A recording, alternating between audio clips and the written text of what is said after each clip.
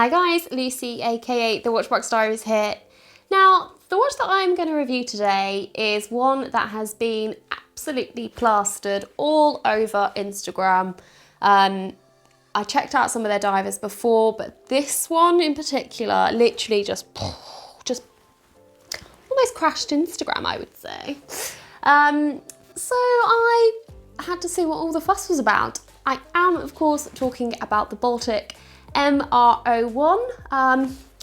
Dressed for the occasion, salmon dial. Well, I say dressed for the occasion. I realise I don't own a lot of salmon pink coloured clothes. So this is the best I can do. So let's talk about the watch. It's probably a good idea. Let's go. So as I said before, the divers of Baltic, I had seen a couple times on Instagram. I didn't really rush to see what the micro brand was about. Probably should have done, you know, I should be more interested. But it wasn't until I saw my first MR01 that I was like, ooh, okay, I'm enjoying this, I'm enjoying it. It's probably because I'm a bit more of a vintage girl at heart. And their tagline is actually, watches inspired from the past, made for today. So they're a French company designing vintage inspired watches, but for today's people. This one in particular, I should have definitely clicked about the name, but you know when brands just kind of use letters and numbers and that's just what they refer to their watches as, you know, it's a reference number.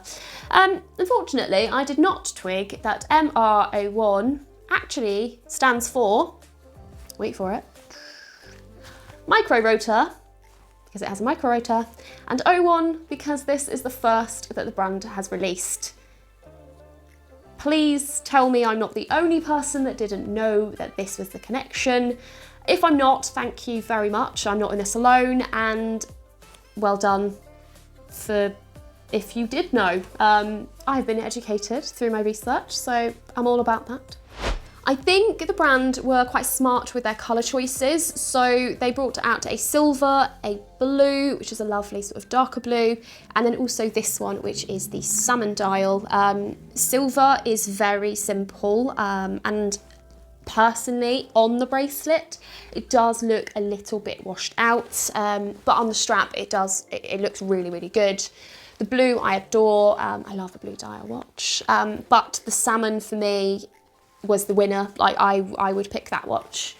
It's a lovely subtle salmon as well, and it's a definite salmon shade, not like whatever shade of pink that Oris Pro Pilot was. Still no idea on that one actually, but this salmon's really nice. So getting into the details of it, the numerals, the Arabic numerals, give that nod back to vintage for me, which is possibly why I'm so drawn to it. But also the dial texture, that grainy texture that's going on here is really, really lovely. It's subtle, but it gives a little something extra to the dial. And I also love a sub-seconds dial, and this one is guilloche.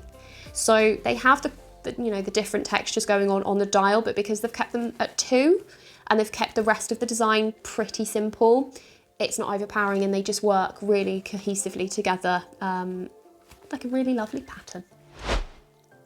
The MR01 has an open case back, so you can check out that micro rotor. MR01. I've said it a million times before and you're probably sick of hearing it, but I love looking at a movement, especially something that you know you don't have to see a micro rotor on a piece, especially not at this price point, I would say. So it's really lovely to look at and sort of check out the workings out of it as well, which is nice. Coming in at €545, I think this is pretty good value for money. You get in a decent movement, but also like the dial's lovely, the nod to the vintage, the brand seem to be very passionate about what they do, and I'm a big fan of that. I think it really helps me appreciate a brand more. It possibly shouldn't, but it does. The only thing that for me not lets it down, but could be improved on, is the bracelet. While it's functional and it's, you know, works perfectly as a bracelet, and it, you know, the design of it works very, very nicely with the watch. I do find it a little bit clinky. I don't feel like the quality entirely matches the quality of the watch.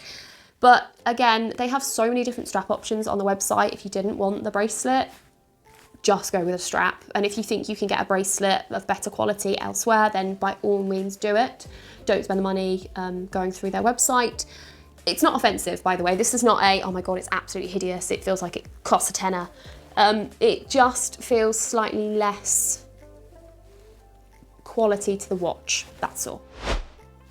That is it for me. I am a fan of this watch. I'm a fan of the brand, and I'm really excited to see where their next steps lie.